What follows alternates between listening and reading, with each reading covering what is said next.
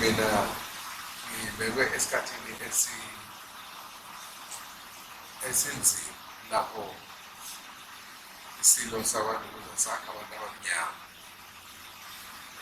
Mina ngiphila esikhathini sabantu abamnyama, kukhona imibala eminingi yabantu.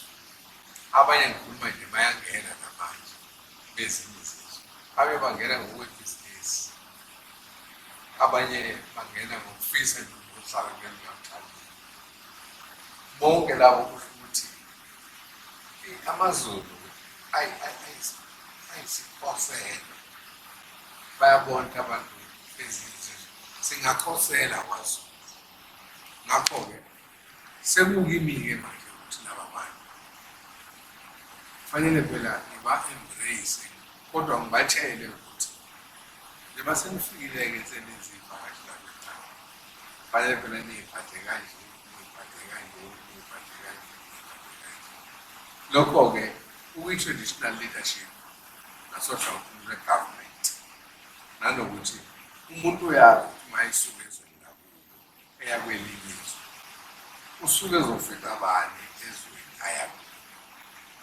Ngakho-ke mina ngicela nje ukuthi amaZulu angithandazise ukuthi ngisakha lesi sizwe, noma kukhona ukuqhamuka kube ngingaboni ngasolinye, kodwa ningithandazise ukuthi ayibuyi imiqondo kubo bonke ukuze sikwazi ukuyihlanganisa lento, ukuthi ngalesi sikhathi-ke sikalo 45 years lo msebenzi mina enginikezwe wona ukuthi ngiqoqe bonke laba bantu asebembalabala, ingilekele sibahlanganise, bahlangane nathi sibe yimbumbe, bese siphushe i-economy siyaphambili, siphushe umnotho.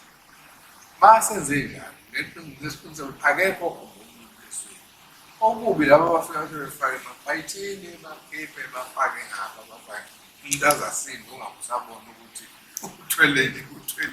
Cha, ake kusetshenzwe nje kahle, sibuke nasemakhaya sibanakelele, sibuke ukuthi singelekelela kanjani, sibasize. Ziningi izinto esingazenza. Maybe just another one.